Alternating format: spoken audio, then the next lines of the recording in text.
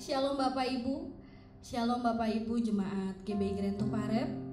Baik Bapak Ibu, pada pagi hari ini kita akan mulai ibadah kita. Mari Bapak Ibu yang ada di dalam rumah masing-masing, kita siapkan hati kita, kita sama-sama satukan hati kita untuk memulai ibadah kita. Mari sebelumnya kita berdoa, mari kita bersatu dalam doa.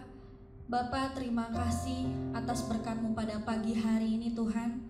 Kami mengucap syukur Tuhan, kami berterima kasih untuk kesehatan dan nafas kehidupan yang masih boleh kami rasakan Bapa. Hingga pada pagi hari ini Tuhan, kami masih boleh ada untuk memuji dan memuliakan nama-Mu. Bapa, berkati setiap kami di rumah kami masing-masing Bapa. Walaupun kami tidak ada di tempat yang sama, walaupun kami tidak bisa beribadah berkumpul bersama, tapi kami percaya Tuhan dimanapun kami berada, saat kami mempunyai kerinduan untuk memuji dan memuliakan nama-Mu, Engkau ada di tengah-tengah kami. Berkati ibadah kami ini Tuhan, pribadi lepas pribadi kami Tuhan, sucikan dan kuduskan kami ya Bapa, hingga kami boleh sama-sama merasakan hadirat-Mu. Pimpin ibadah kami ini Tuhan, dari awal, pertengahan, hingga akhirnya. Biar hanya nama-Mu saja kami puji dan kami sembah. Terima kasih Bapa yang baik, terima kasih Roh Kudus, hanya di dalam nama Tuhan Yesus. Haleluya, amin.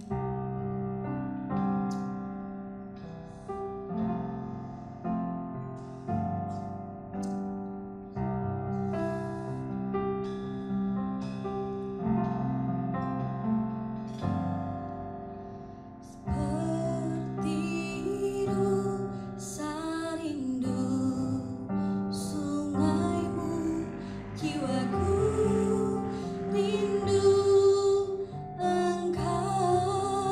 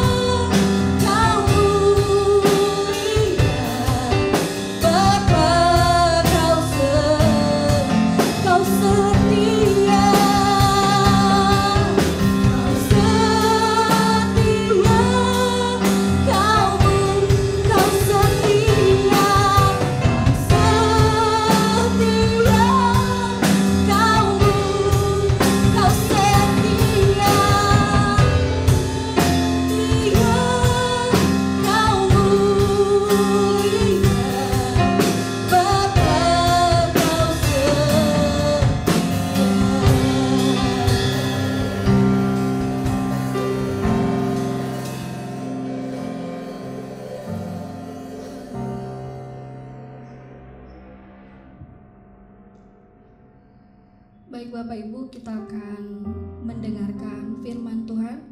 Mari bagi hambanya saya undang untuk pimpin dalam doa.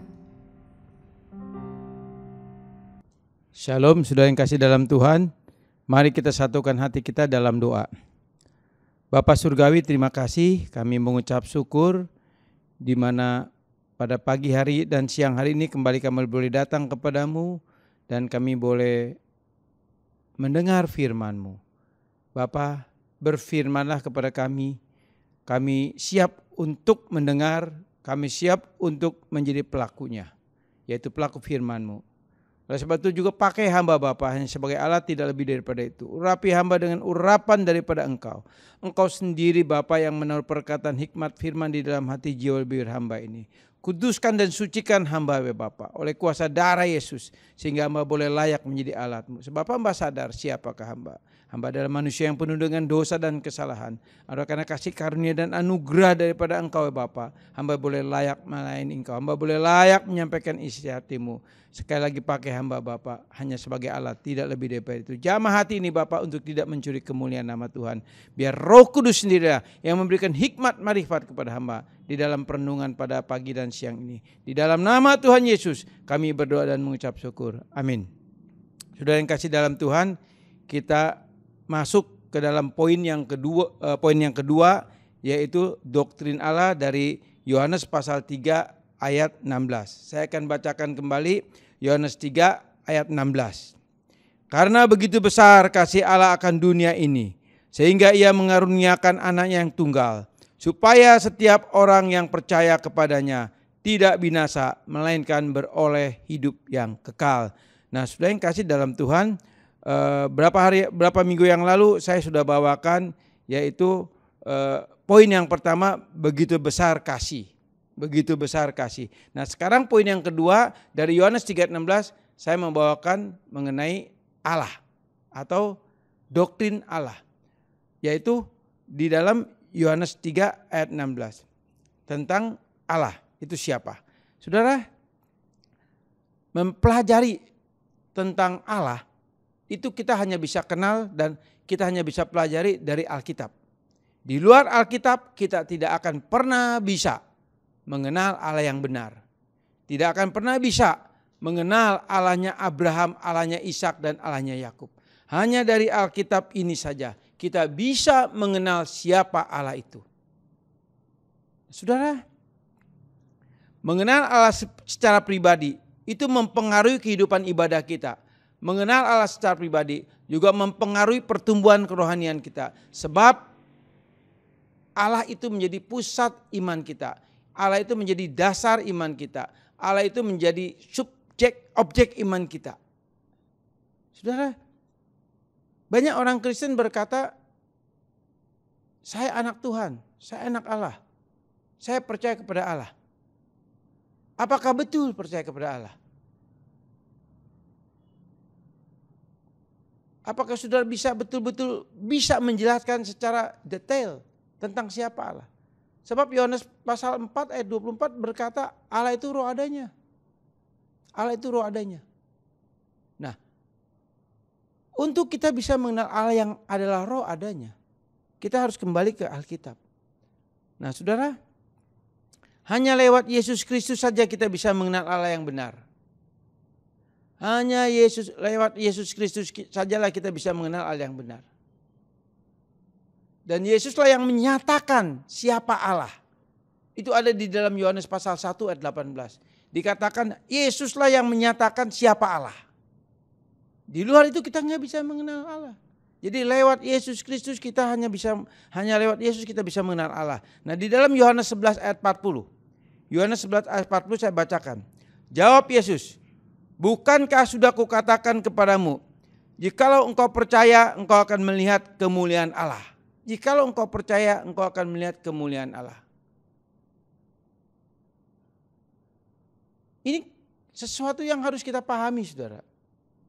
Jangan sampai kita menjadi seorang Kristen yang begitu setia melayani, setia beribadah, dan segala aktivitas atau kegiatan kekristenan kita ikuti. Tetapi kehidupan pribadi kita dengan Allah, hubungan kita dengan Allah. Apakah ada? Yang seperti waktu beberapa bulan-bulan yang lalu saya membawakan renungan dari Mazmur 23 1 sampai 6, di mana dari Mazmur 100, pasal 23 1 sampai 6, Daud menceritakan pengalamannya. Daud menceritakan bagaimana dia punya hubungan dua arah, antara Allah dengan dia dengan Allah.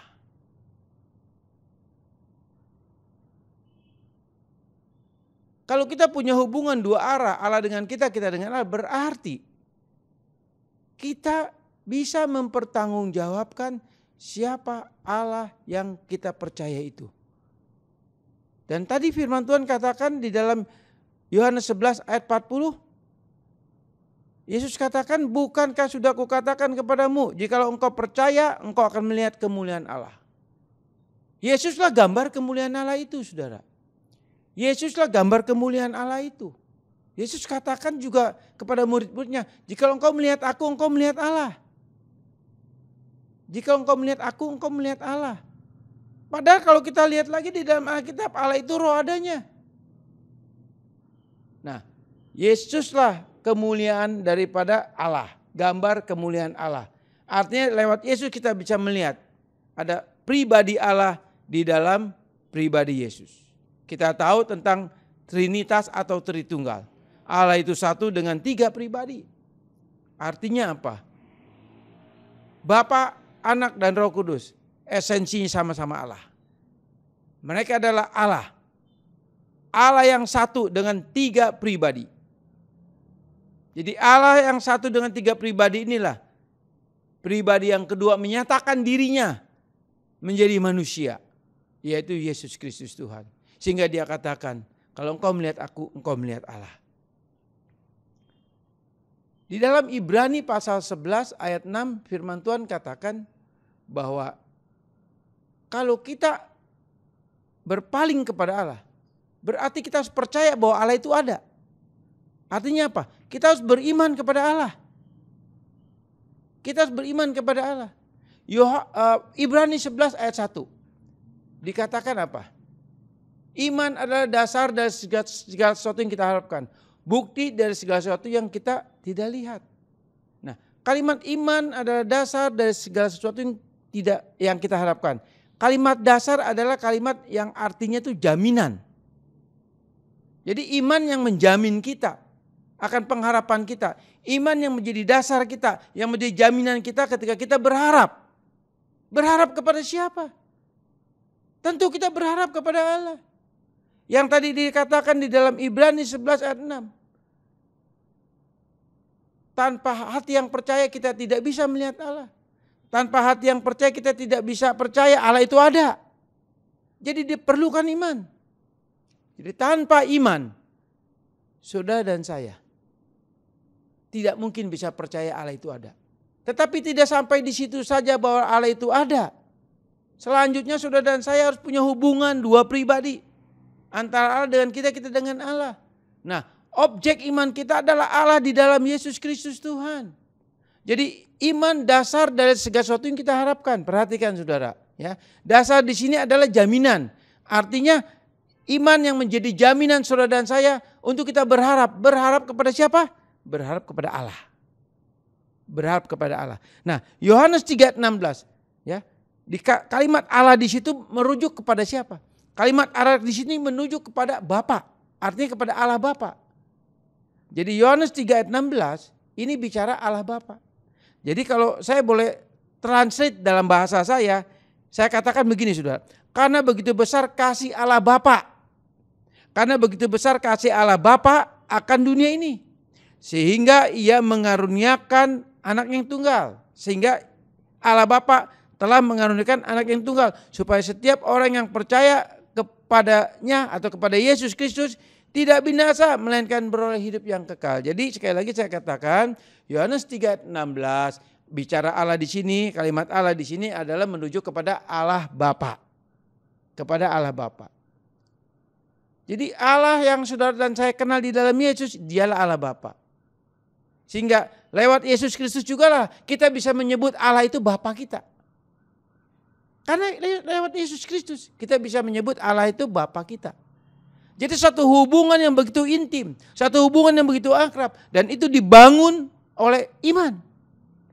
Maka dari itu saudara dan saya diberikan iman, diberikan anugerah iman. Setelah saudara dan saya dilahir barukan, saudara dan saya menerima anugerah iman. Nah, dengan iman inilah saudara dan saya bisa percaya bahwa Allah itu ada. Dengan iman ini jugalah saudara bisa membangun hubungan dua arah antara Bapa dengan kita, kita dengan Bapa.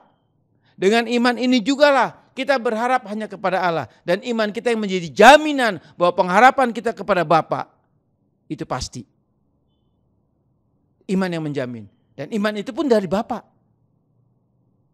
Jadi sesuatu yang luar biasa saudara.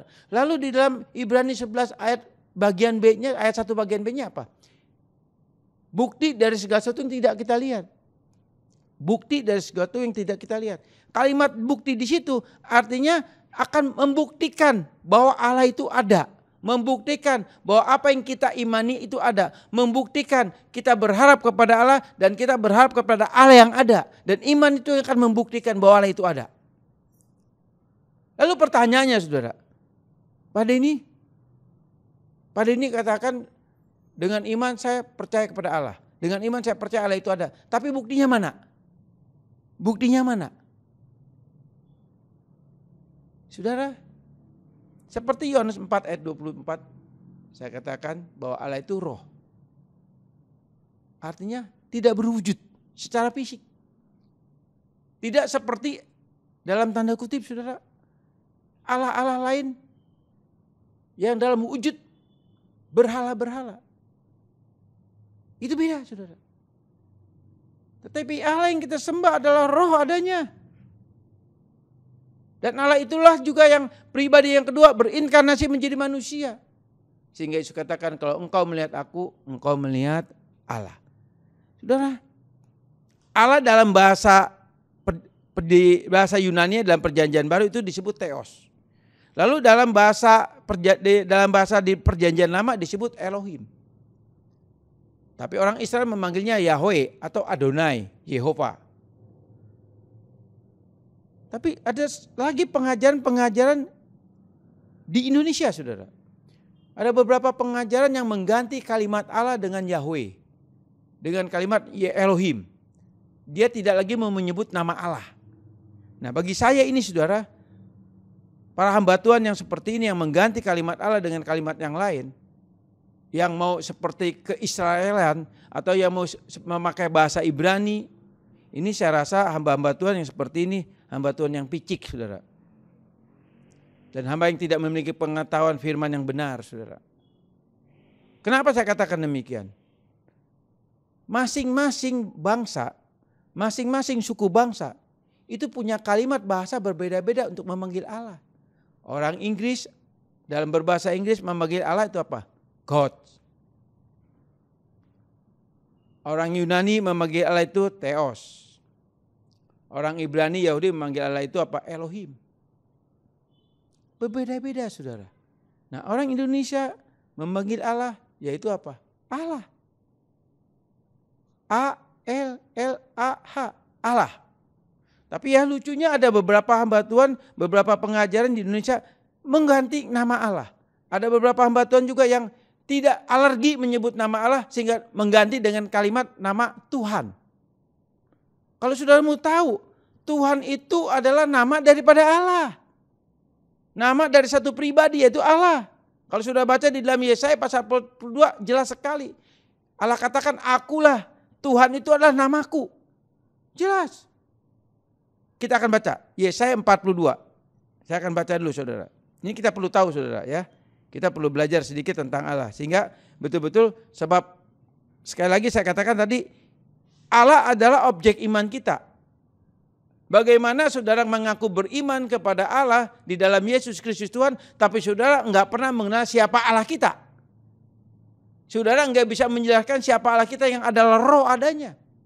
Bagaimana kita bisa berkata, saya punya hubungan dua arah antara Allah dengan saya dengan Allah, padahal sudah tidak mengenal Allah. Hosea pasal 6 ayat 4 berkata dengan sangat jelas sekali, umatku binasa karena tidak mengenal Allah. Tapi dalam bahasa aslinya umatku binasa Karena kurang mengenal Allah, bukan tidak mengenal, kurang mengenal Allah. Jadi bukan tidak mengenal ya, kurang mengenal Allah. Nah, banyak orang Kristen juga seperti itu. Mengaku Kristen, mengaku saya percaya kepada Allah di dalam Yesus, tapi ketika ditanya siapa Allah kamu, bagaimana bisa enggak menjelaskan tentang Allah? Enggak bisa jelasin, saudara. Ini bahaya, ini repot, saudara. Ya, sehingga juga ada banyak ya hamba-hamba Tuhan yang saya katakan pengajaran yang mengganti Alkitab kehadirat Allah dengan bahasa yang lain, Yahweh, ya, Elohim, seperti itu, saudara. Ya, sekali lagi juga banyak hamba-hamba Tuhan yang mengganti menyebut lafal Allah itu dengan Bab, dengan Tuhan, dengan Elohim, dengan Yahweh. Ini satu pernyataan yang menurut saya sangat-sangat bodoh dan sangat picik sekali, saudara. Allah itu tahu semua bahasa, sebab bahasa pun Allah yang ciptain, saudara. Ingat di dalam Kejadian pasal 11, bagaimana Allah mengacaukan bahasa. Sebelum Kejadian pasal 11, bahasa di dunia itu hanya satu. Tapi ketika manusia membuat menara untuk mencapai Allah, membangun menara, lalu di situ Allah mengacaukan bahasa. Dan Allah memberikan bahasa yang berbeda-beda. Termasuk salah satunya bahasa Indonesia. Itu juga bahasa yang diberikan Allah. Nah, kalau saudara dan saya tidak menolak kalimat Allah dalam bahasa Indonesia, saudara picik sekali. Ini saya katakan picik siapa? Bagi hamba-hamba Tuhan yang memang tidak pernah mengerti tentang kebenaran firman Tuhan. Memang tidak punya pengetahuan tentang doktrin Allah. Atau tidak punya pengetahuan tentang apa? Tentang bahasa Indonesia. Seperti itu, saudara. Di dalam Yesaya 42 ayat 8. Saya bacakan, saudara. Yesaya 42 ayat 8. Aku ini Tuhan. Perhatikan, saudara. Aku ini Tuhan. Koma. Itulah namaku. Jelas kan? Itulah namaku. Aku tidak akan memberikan kemuliaanku kepada yang lain atau kemasyuranku kepada patung. Kepada patung. Nah, kalau orang yang menyembah patung, saudara, nah itulah mereka menyembah berhala. Ya. Dulu saya pernah katakan di gereja di sini. Kalau kita misalnya punya patung Yesus, beli mahal, atau gambar Yesus, lalu ada rasa hormat kita sama gambar itu, atau rasa hormat sama patung itu, saudara dan saya sungguhnya sedang menyembah berhala. Dan itu berdosa, saudara. Saudara boleh punya gambar Yesus, gak apa-apa. Tapi jangan pernah sekali-kali menghormati gambar itu. Kalau saudara menghormati gambar itu, berarti saudara sudah menyembah berhala. Yesaya 42 ayat 8, saya ulangi sekali lagi. Aku ini Tuhan. Itulah namaku, aku tidak akan memberikan kemuliaanku kepada yang lain atau kemasyuranku kepada patung. Jadi jelas sekali ayat 8 bagian A, aku ini Tuhan, itulah namaku. Jelas, saudara. Jadi Tuhan itu nama daripada Allah. Nah, kalau kita manggil Tuhan, Tuhan dan tidak, tapi kita tidak pernah mengakui Allah itu satu pribadi, Tuhan yang mana yang saudara dan saya sebut. Dan ada banyak Tuhan yang mengatakan seperti ini, saudara. Nama Allah diganti nama Tuhan. Tapi secara pribadi dia tidak mempercayai, menolak tentang pribadi Allah. Dia ganti nama, dia panggil dengan nama Allah, nama Tuhan. Tapi Allahnya dia tolak. Ini kacau sekali, saudara. Pengajaran yang sangat kacau. Saudara, pada saat kita memanggil Allah dalam bahasa Indonesia, Allah tahu percis. Ketika kita memanggil itu kita memanggil dengan iman. Kita memanggil dengan hati kita yang percaya. Kita memanggil di dalam nama Yesus Kristus Tuhan. Dan kita menyebut Allah. Artinya apa? Dia melihat apakah itu kita sebut dari iman kita. Iman yang datang dari dia juga. Ada banyak orang menyebut Allah tapi tidak beriman. Nah, itu saya yakin. Itu ucapan Allah itu tidak ada artinya. Tapi kalau saudara dan saya menyebut Allah, memanggil Allah dalam doa kita, saya percaya Allah mendengar panggilan kita. Allah mendengar teriakan kita. Allah mendengar seruan kita. Karena apa? Karena dia melihat iman kita yang memanggil nama dia. Saudara dan saya bisa berseru memanggil Allah. Atau kita panggil, Bapak tolong saya. Atau sudah berdoa, Bapak tolong saya. Saya yakin kalau engkau dan saya memanggil nama Allah atau Allah Bapa, saya yakin dia melihat iman kita. Dan ketika iman kita dilihat betul kita memanggil Allah Bapa dari iman kita, saya percaya dia akan menjawab, dia akan mendengar seruan kita. Saudara, saya akan jelaskan sedikit doktrin Allah ya. Doktrin Allah yang paling sentral. Doktrin Allah yang paling sentral dari semua doktrin Kristen. Ini penting saudara. Jadi saya akan bahas doktrin Allah yang hanya sedikit saja saudara, supaya saudara mengerti, karena waktu kita ya untuk renungan Yohanes 3:16 ini waktunya sangat-sangat terbatas ya. Jadi saya hanya membahas sekilas saja tentang doktrin Allah ini. Doktrin Allah ada yang paling sentral dari semua doktrin Kristen. Pemahaman Allah yang tepat menjadi titik pusat untuk doktrin lainnya. Dan pengajaran firman menjadi tepat sasaran. Saudara perhatikan ya. Doktrin Allah itu paling sentral dari semua doktrin Kristen. Jadi kita tahu di dalam kekristenan ini ada banyak doktrin. Ada doktrin keselamatan, ada doktrin Tritunggal atau Trinitas, ada doktrin Yesus, doktrin anak, doktrin Yesus ya, ada doktrin manusia, ada doktrin keselamatan, ada doktrin eskatologi, ada doktrin gereja. Ya. Ada doktrin Roh Kudus. Banyak sekali doktrin-doktrin yang ada dan kita pelajari di Alkitab. Dan semua tertulis di Alkitab. Tetapi dari semua doktrin ini, yang paling sentral adalah doktrin Allah. Jadi doktrin Allah paling sentral dari semua doktrin Kristen. Pemahaman kepada Allah yang tepat itu menjadi titik pusat iman kita. Perhatikan saudara ya. Pemahaman Allah yang tepat menjadi titik pusat iman kita. Dan pemahaman yang tepat akan Allah juga menjadi titik daripada doktrin-doktrin yang lain. Tanpa doktrin Allah yang tepat ini, kita nggak akan pernah bisa mempelajari doktrin-doktrin yang lain dengan benar sesuai dengan apa yang tertulis di Alkitab. Jadi paling sentral, paling pusat adalah doktrin Allah, ya, seperti itu. Lalu doktrin Allah juga, ya, itu adalah yang menjadi titik sentral firman. Ketika saudara dan saya membaca firman,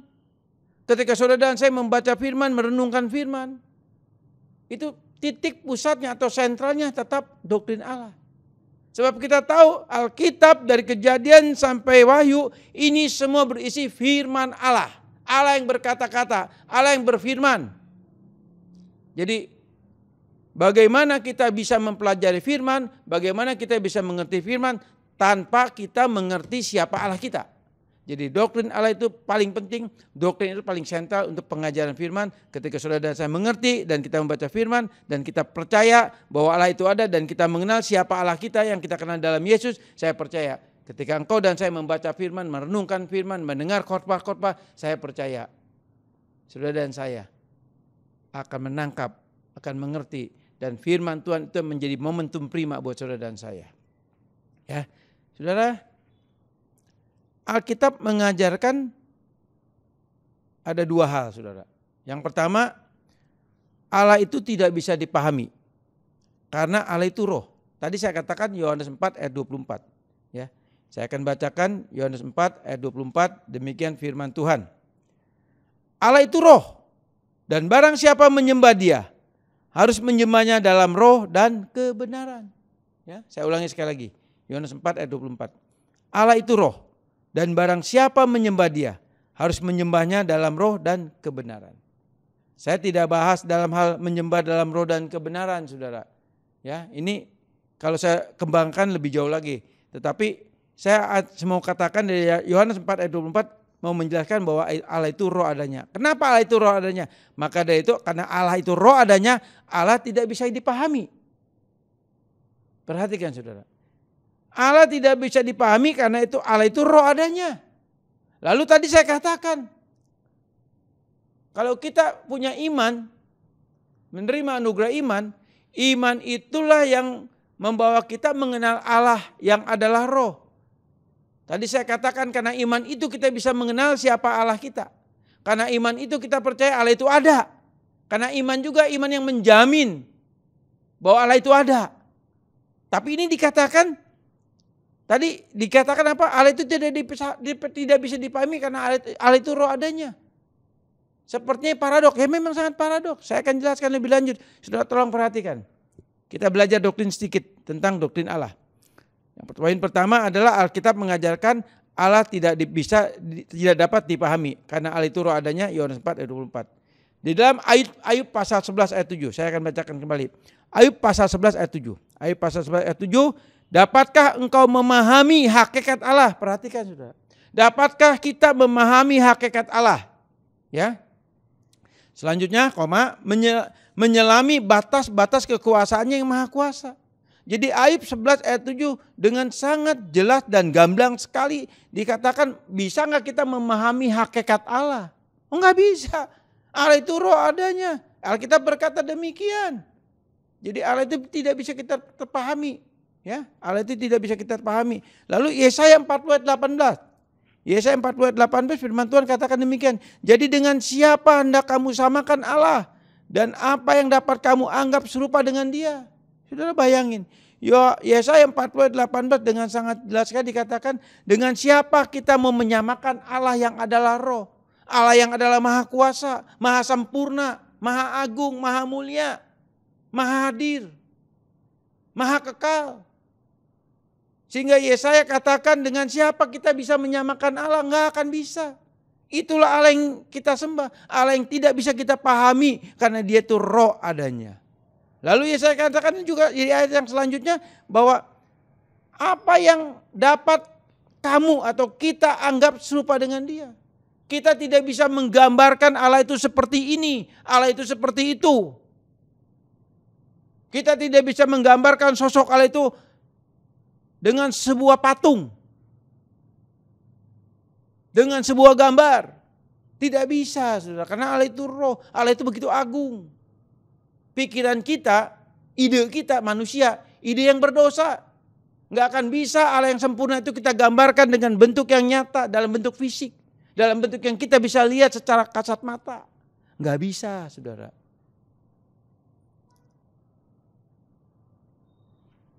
Jadi Alkitab mengajarkan Allah itu tidak bisa dipahami, itu jelas sekali. Ya. Lalu yang kedua, Alkitab mengajarkan Allah itu dapat dikenal.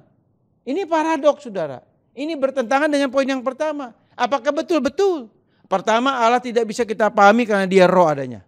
Maha agung, maha sempurna, ya, maha kekal, maha kuasa, maha hadir, dan segala maha.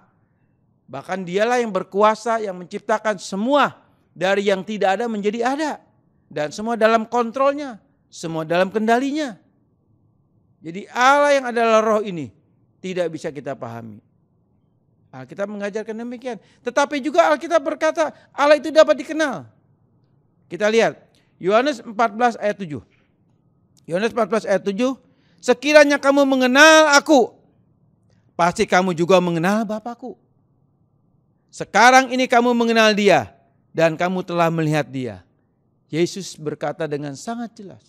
Dia berkata dengan sangat tegas. Di dalam Yohanes 14 ayat 7. Dia katakan apa? Sekiranya kamu kenal aku. Ya, sekiranya kamu kenal aku. Pasti kamu mengenal Bapakku.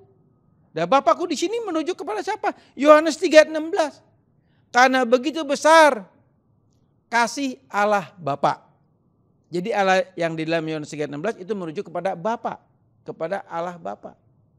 Nah, di sini Yesus menjelaskan lagi bahwa Allah yang roh itu adanya yang Alkitab katakan juga tak dapat dipahami. Yesus katakan Allah itu dapat dikenal. Ini paradoks, saudara. Bertolak belakang. Dan Alkitab mengajarkan seperti itu. Tapi saya akan jelaskan yang paradok ini, yang bertolak belakang ini, sehingga nanti saudara bisa mengerti. Oke? Saudara perhatikan dan jangan saudara lepas dari konsentrasi ketika mendengar firman ini. Karena ini pengajaran, saudara, ya. Saya mau jelaskan, ya. Sekiranya kamu mengenal aku, pasti kamu mengenal Bapakku. Yesus katakan demikian. Sekarang ini kamu mengenal dia dan kamu telah melihat dia. Nah, Yesuslah gambar kemuliaan Bapa. Yesuslah sosok Allah yang telah menjadi manusia. Sehingga ketika kita melihat Yesus, kita melihat Bapa. Ketika saudara dan saya percaya kepada Yesus, saudara percaya juga kepada Bapa yang mengutus Yesus. Clear, saudara? Ya. Saya akan baca lagi, saudara, supaya saudara tambah lebih mengerti. Ibrani pasal 1, ya. Oke. Saya akan bacakan Ibrani pasal 1. ayat 2 dan 3. Ibrani pasal 1 ayat 2 dan 3. Maka pada zaman akhir ia telah berbicara kepada kita dengan perantaran anaknya yang telah ia tetapkan sebagai yang berhak menerima segala yang ada. Oleh dia Allah telah menjadikan alam semesta. Ia adalah cahaya kemuliaan Allah dan gambar wujud Allah dan menopang segala yang ada dengan firman-Nya yang penuh kekuasaan. Dan setelah ia selesai mengadakan penyucian dosa, ia duduk di sebelah kanan yang maha besar di tempat yang tinggi. Jelas sekali sudah.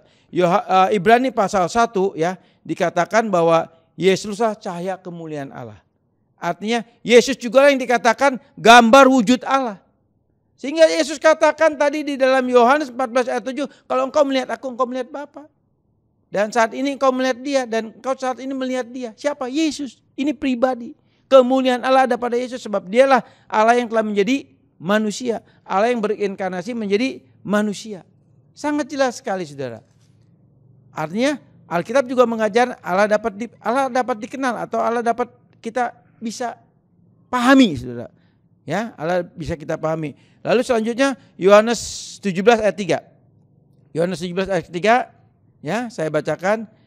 Inilah hidup yang kekal itu, yaitu bahwa mereka mengenal Engkau satu-satunya Allah yang benar dan mengenal Yesus Kristus yang telah Engkau utus. Jadi Alkitab mengajarkan bahwa Allah juga dapat dikenal. Jadi Yohanes 17 ayat 3 ini adalah doa Tuhan Yesus sebelum dia ditangkap.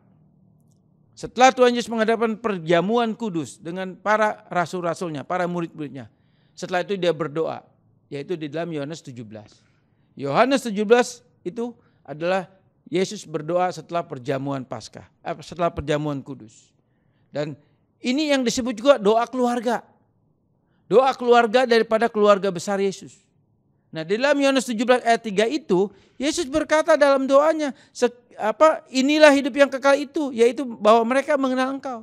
Artinya saudara dan saya yang percaya kepada Yesus, kita bisa percaya kepada Allah karena Yesus Kristus Tuhan yang menjadi pusat iman saudara dan saya. Lewat Yesuslah kita melihat kemuliaan Allah. Lewat Yesuslah kita percaya bahwa Allah itu ada. Dan Allah pun mengakuinya. Ketika saudara dan saya yang percaya kepada Allah Bapa yang adalah roh itu, dan ketika saudara beriman kepada Yesus, secara otomatis saudara diakui sebagai anak Allah. Secara otomatis Allah mengakui bahwa saudara mengenal dia secara pribadi. Ini penting saudara. Jadi pengakuan iman kita kepada Yesus Kristus adalah satu bukti legalitas kita bisa mengenal Allah. Dan Allah mengatakan, ya betul, kamu adalah anakku. Kamu adalah anakku karena imanmu kepada Yesus Kristus Tuhan. Dan Allah mengakui bahwa dia pun mengenal saudara dan saya. Sehingga kita bisa berkata, Allah itu Bapa kita. Sehingga Matius 7 ayat 21 sampai 23 itu tidak akan terjadi. Yang firman Tuhan katakan di dalam ayat 23, "Nyalah engkau segala pembuat kejahatan, aku tidak kenal engkau." Kenapa Tuhan katakan demikian? Karena memang betul. Orang yang seperti itu orang yang tidak beriman sejati. Orang seperti ini adalah hamba-hamba Tuhan yang palsu. Yang melayani Tuhan untuk memperkaya diri. Yang melayani Tuhan untuk kepentingan keluarganya. Yang merampok uang-uang gereja. Nah, orang yang seperti ini yang sebetulnya walaupun setiap hari dia berlayani Tuhan, walaupun setiap hari dia menginjil, walaupun setiap hari dia banyak mentobatkan orang, walaupun setiap hari dia membuat mujizat, tapi sesungguhnya tidak beriman.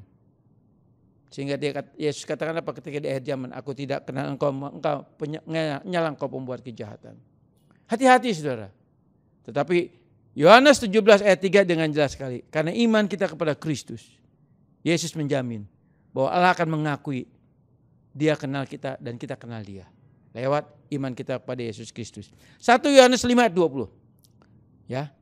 1 Yohanes 5 ayat 20 Allah dapat dikenal. Akan tetapi kita tahu bahwa anak Allah telah datang dan telah mengaruniakan pengertian kepada kita. Supaya kita mengenal yang benar dan kita ada di dalam yang benar. Di dalam anaknya Yesus Kristus. Dialah Allah yang benar dan hidup yang kekal. Nah saudara, saya akan jelaskan 1 Yohanes 5 ayat 20. Ini Allah dapat dikenal. Tadi Alkitab mengatakan bagian pertama Allah tidak dapat dikenal karena dia roh adanya. Dia maha besar, maha agung, maha mulia, maha adil, maha kekal. Dan serba maha segalanya. Bahkan alam semesta yang begini luasnya, yang tidak bisa kita ukur, ya, semua terjadi Dia ciptakan, dari yang tidak ada menjadi ada. Termasuk saudara ciptaannya. Sehingga kita tidak bisa mengenal Dia karena Dia roh adanya. Tetapi Alkitab juga mengajarkan bahwa Allah dapat dikenal. 1 Yohanes 5 ayat 20 berkata, akan tetapi kita tahu bahwa anak Allah telah datang dan telah mengaruniakan pengertian kepada kita supaya kita mengenal yang benar. Perhatikan kalimat ini saudara, ya. Dikatakan 1 Yohanes 5 ayat 20, ya, bahwa Yesus Kristus, maksudnya anak Allah di sini bicara Yesus Kristus, ya. Saya akan ubah anak Allah menjadi nama Yesus, ya. Akan saya bacakan sekali lagi. Akan tetapi kita tahu bahwa Yesus Kristus telah datang dan telah mengaruniakan pengertian kepada kita.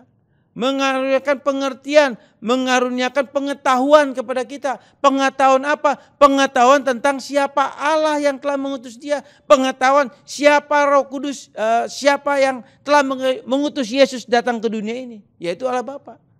Tadi Yohanes 3:16 berkata apa? Karena pusat renungan kita adalah apa?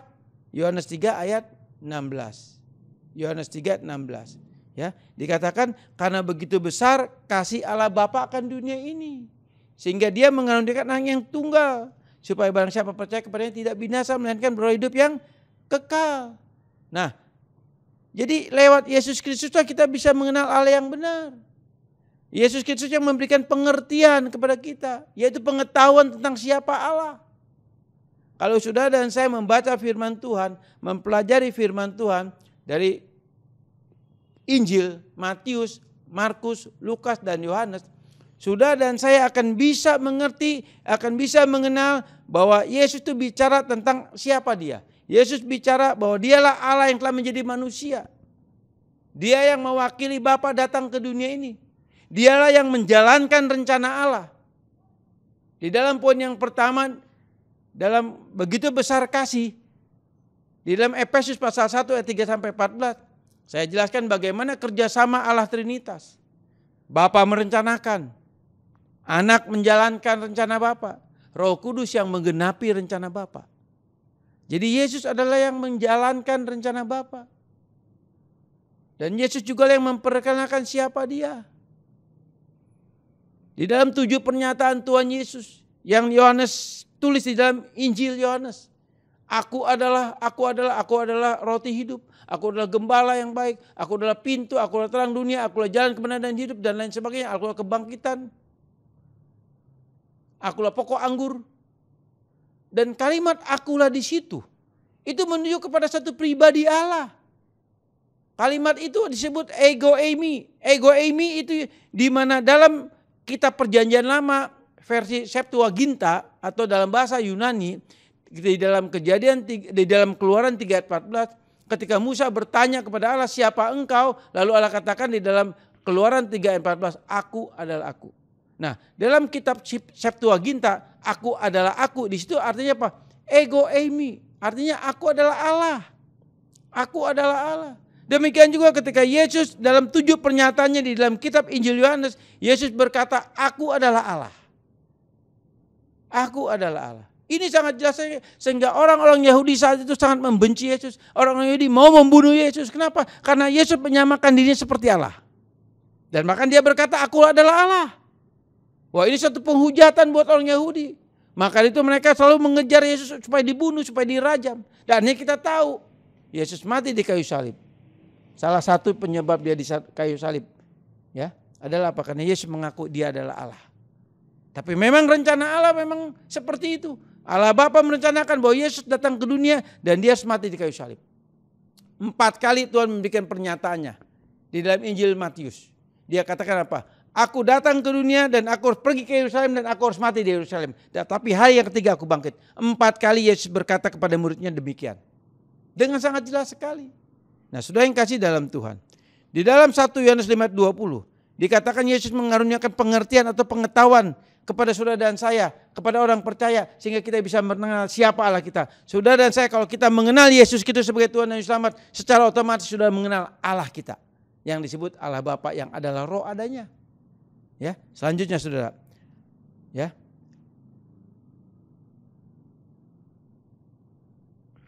pengenalan akan Allah menjadi mungkin karena Allah sendiri dengan kerelaan kehendaknya menyatakan dirinya sehingga dapat dikenal oleh manusia. Nah, Saudara, tadi Alkitab mengajarkan dalam poin yang pertama ya, dikatakan Allah tidak dapat dikenal karena itu Allah itu roh adanya, Dia maha kuasa, maha adil, maha kekal, dan maha agung dan maha segala-galanya, Saudara. Roh adanya, Dia tidak berwujud, Dia tidak dapat dikenal. Tapi juga Alkitab mengatakan bahwa Allah dapat dikenal. Tadi saya sudah jelaskan Yohanes 4 ayat 7, Yohanes 17 ayat 3 ya. Lalu 1 Yohanes 5 ayat 20 dengan sangat jelas sekali Yesus adalah gambar kemuliaan Allah. Ya, Yesus menggambarkan siapa dirinya. Lalu tadi saya katakan juga di dalam Ibrani pasal 1 ayat 23 ayat 2 dan 3, Ibrani pasal 1, di situ dengan sangat jelas sekali Allah menyatakan kemuliaannya lewat Yesus dan Yesuslah wujud Allah. Yesuslah wujud Allah. Sehingga saudara dan saya kalau kita melihat Yesus, kita percaya kepada Yesus, sesungguhnya kita percaya kepada Allah. Jadi kita bisa percaya kepada Allah bahwa Allah itu ada karena iman kita kepada Yesus Kristus. Saudara, pengenalan akan Allah bisa terjadi kenapa? Karena Allah dengan kerelaan kehendaknya. Allah dengan kerelaan kehendaknya Dia datang ke dunia memperkenalkan dirinya siapa Dia. Saudara, tadi seperti saya tadi katakan dalam awal khotbah saya. Hanya lewat Alkitab inilah kita bisa mengenal Allah yang benar. Allah yang roh adanya. Lewat ini. Sebab di sini kita akan menjumpai pribadi Allah itu. Pribadi Allah yang adalah roh adanya. Pribadi Bapa, pribadi Anak, pribadi Roh Kudus, sudah dan saya bisa mempelajarinya dan kita bisa menemukan di Alkitab ini. Kita bisa menemukan pribadi di sini. Nah, inilah dengan kerelaan kehendaknya Allah menyatakan dirinya lewat ini, Alkitab. Lewat Alkitab, Saudara.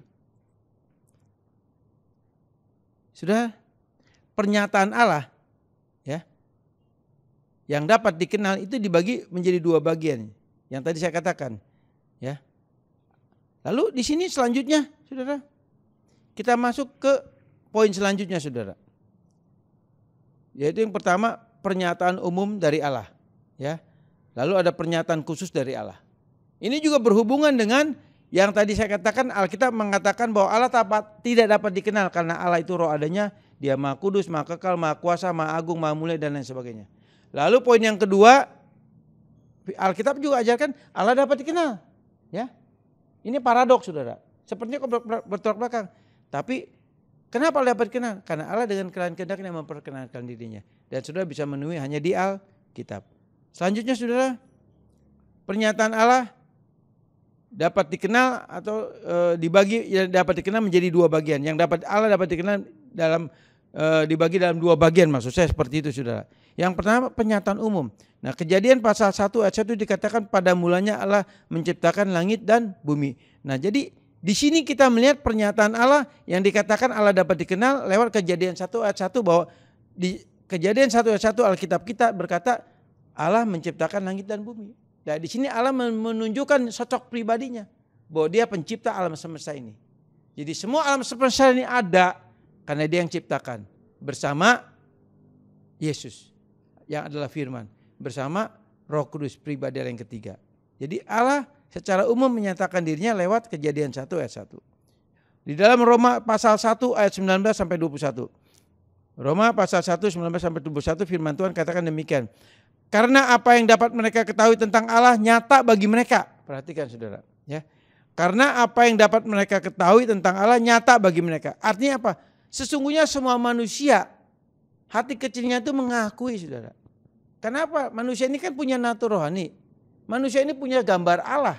Semua manusia di muka bumi ini punya gambar Allah. Cuma gambar Allahnya rusak, ya, bukan hilang, rusak karena dosa. Gambarnya rusak karena dosa. Tapi natur rohani tetap ada. Nah, natur rohani inilah yang membuat manusia menyadari sebenarnya Allah itu ada. Termasuk orang ateis. Orang ateis pun sebetulnya dia menyadari Allah itu ada. Tapi mereka membunuh dengan pengetahuan mereka. Dengan pikiran mereka yang berdosa. Mereka bunuh, ya, hati nurani mereka. Dengan berkata Allah itu tidak ada, Allah itu tidak ada, Allah itu tidak ada. Seperti itu, Saudara. Tapi hal ini tidak bisa dibohongi. Dia harus percaya seperti itu, Saudara. Ya. Nah, selanjutnya, Saudara, ya. Roma 1 ayat 19-21 ya. Karena apa yang dapat mereka ketahui tentang Allah nyata bagi mereka. Sebab Allah telah menyatakan kepada mereka. Allah telah menyatakan kepada mereka. Yaitu apa? Dengan ciptaannya ini saudara. Ya.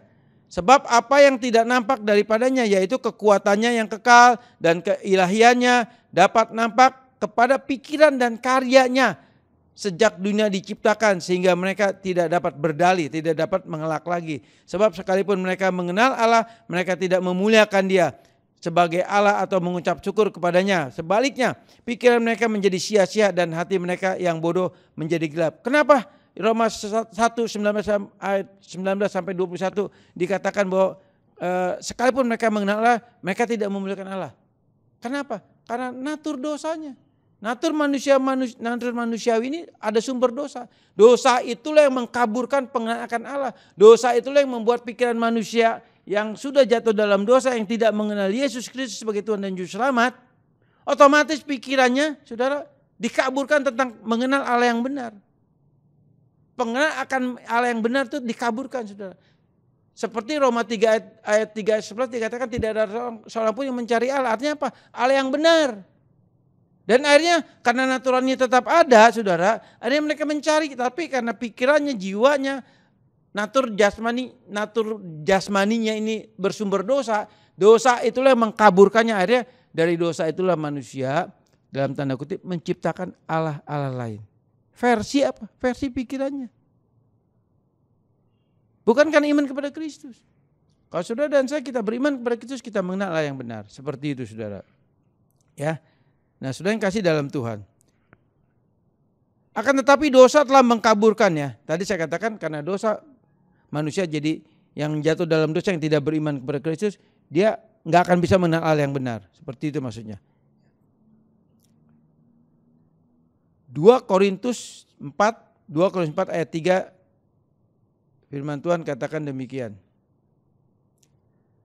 Jika Injil yang kami beritakan masih tertutup juga, maka ia tertutup juga bagi mereka yang akan binasa, yaitu orang yang tidak percaya, yang pikirannya telah dibutakan oleh ilah zaman, sehingga mereka tidak melihat cahaya Injil tentang kemuliaan Kristus yang adalah gambar Allah. Jadi saudara perhatikan di sini sangat jelas sekali, ya, bahwa kabar baik itu tidak akan pernah bisa diterima, kabar baik tidak akan pernah bisa dimengerti, kabar baik tidak akan pernah bisa menjadi kebenaran dalam hidup manusia yang hatinya tidak membuka bagi Kristus. Itu jelas. Kenapa? Karena ada kemuliaan, bukan kemuliaan, ada dosa yang menutupi mereka. Sehingga hatinya terselubung dengan dosa. Dan tidak bisa mengenal kemuliaan Allah. Nah ini bagi siapa? Bagi orang-orang yang tidak mengenal Allah. Allah yang benar. Allah yang benar, saudara. Berbeda dengan saudara dan saya. Saudara dan saya bisa mengenal Allah yang benar karena iman kita kepada Kristus. Kita bisa beriman kepada Kristus karena iman itu anugerah yang Allah berikan kepada kita. Sehingga dengan iman yang itulah, dengan hati yang percaya yang Allah berikan kepada saudara dan saya, sehingga kita bisa mengenal Yesus, siap percaya Yesus. Ketika kita percaya kepada Yesus sekali lagi, kita bisa mengenal Allah yang benar, yang adalah roh adanya. Saudara yang kasih dalam Tuhan. Firman Tuhan tidak saya panjangkan. Di minggu yang akan datang, saya akan lanjutkan doktrin Allah ini, saudara. Saya lanjutkan doktrin Allah ini masih dalam pernyataan umum Allah yang dapat dikenal dari pernyataan umum lewat firman Tuhan. Artinya secara umum Allah memperkenalkan siapa dirinya, siapa pribadinya yang dikatakan Allah dapat dikenal. Ya, nanti kita masuk ke poin selanjutnya dari masih bagian dari pernyataan umum. Seperti itu, saudara. Saya tidak panjangkan firman Tuhan ini karena waktu, ya, tapi saya minta saudara tetap fokus kita belajar, karena ini belajar doktrin Allah dan waktu yang sangat terbatas ini saya berusaha untuk menjelaskan sesingkat mungkin, ya, karena waktu yang terbatas. Tapi nanti kalau misalnya kita bisa beribadah lagi, saya akan jelaskan ulang lewat whiteboard, nanti bisa jelaskan lebih detail lagi, saudara.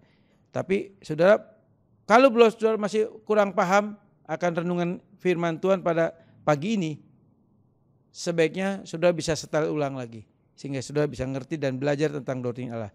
Nanti kita lanjutkan di minggu yang akan datang. Kita satukan hati dalam doa. Bapa, terima kasih buat firman pada pagi ini. Firman yang sudah kami dengar, tolong menteraikan dalam hati kami. Dan ampuni hamba Bapa, bila penyampaian yang hamba sampaikan dengan kalimat-kalimat yang sangat terbatas, kemampuan hamba sebagai manusia begitu terbatas. Sebab memahami untuk doktrin Allah, menyampaikan dengan bahasa-bahasa yang sederhana, begitu sulitnya Bapa. Dan ampuni ketidakmampuan hamba menjelaskan lebih detail lagi. Tapi meminta Roh Kudus tolong, berikanlah pemahaman dan pengertian kepada setiap mereka yang mendengar firman ini tentang doktrin Allah ini, sehingga secara pribadi mereka boleh mengerti, mereka boleh memahami tentang renungan firman pada pagi ini sesuai dengan kemampuan mereka masing-masing. Hanya Engkau Roh Kudus yang bisa membuat mereka mengerti dan memahaminya. Terima kasih Bapa buat semua ini. Di dalam nama Tuhan Yesus kami berdoa. Amin. Baik Bapak Ibu, kita akan mengakhiri ibadah kita. Mari kita siapkan hati kita. Kita angkat satu lagu pujian, Sebab Kau Besar. Sebab Kau besar, perbuatanmu ajaib, tiada seperti Engkau, tiada seperti Engkau. Sebab Kau besar, perbuatanmu ajaib, tiada seperti Engkau, tiada